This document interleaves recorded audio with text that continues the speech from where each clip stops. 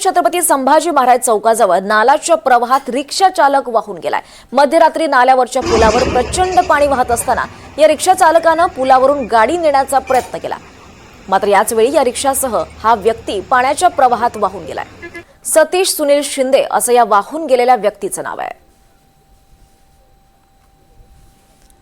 सोलापूर जिल्हाभरात मागील काही दिवसापासून मुसळधार पाऊस जो आहे तो बरसतोय आणि त्याचेच परिणाम जे आहेत सोलापुरातील नदी असेल, नाले असतील, ओढे असतील अशा ठिकाणी दिसून येतात की हे तुडुंब भरून वाहतानाचं चित्र सध्या आपण पाहताय की हा जो रस्ता आहे हा सोलापूर पुणे नॅशनल हायवेचा जो आहे तो सर्व्हिस रोड आहे आणि याच ठिकाणची जर परिस्थिती पाहायची झाली तर अगदी जलमय झालेली आहे। या ठिकाणीची एक घटना घडली की रात्री साधारणतः 11 ते 11:30च्या सुमारास एका युवक जो आहे तो या ठिकाणाहून वाहून गेल्याची प्राथमिक माहिती मिळते। आपल्यासोबत इथले काही स्थानिक लोकप्रतिनिधी, नेमकी घटना काय आहे?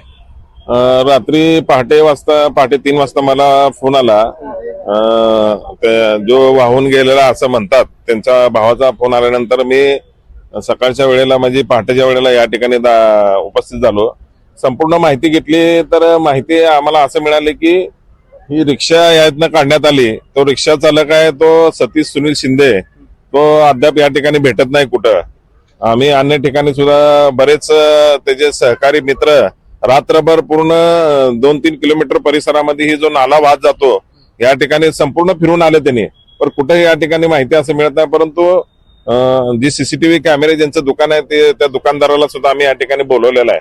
तर रिक्षा सापडली, रिक्षा वरी काढली, परंतु ही घटनाच घडायला पूर्ण जबाबदार जी लोक आहेत ती जी नॅशनल हायवेची आणि ह्या मक्तेदारांनी या ठिकाणी बॅरागेटिंग करणं गरजेचं होतं। ब्रिजवरून जाताना वड्याला म्हणजे पाणी आलेलं बघण्यासाठी आम्ही आळू गाडी घेतली। वरनं गाडी रिक्षा अडकलेली दिसली वड्यात, तर आम्ही वरून खाली आलो कुणाची रिक्षा बघण्यासाठी। मग रिक्षा बघताना ती आमच्या मित्राची भावाची गाडी दिसली। मग आम्ही मित्राला फोन लावून बोलून घेतले की असं तुझ्या भावाची रिक्षा अडकलेली आहे।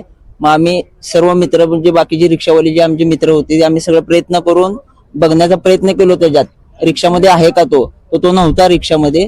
तर आम्ही प्रयत्न करून अग्निशामकला वगैरे फोन लावलं, 112ला फोन लावून त्यांच्याकडून आल्यानंतर आम्ही रिक्षा काढली, पण आमचा जो मित्राचा भाऊ आहे तो गाडीतला रात्रभर नाही, आम्ही 2 किलोमीटर ते 3 किलोमीटर पर्यंत जिथपर्यंत वाहतो ओढा रात्री टॉर्च लावून पूर्ण आम्ही सगळीकडे हुडकलेले आहे।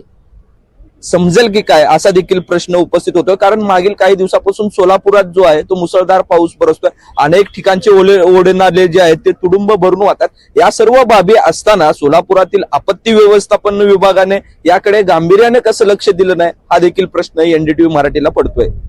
व्हिडिओ जर्नलिस्ट विजय आवटे यांच्यासह सौरभ वाघमारे, एनडीटीव्ही मराठी, सोलापूर।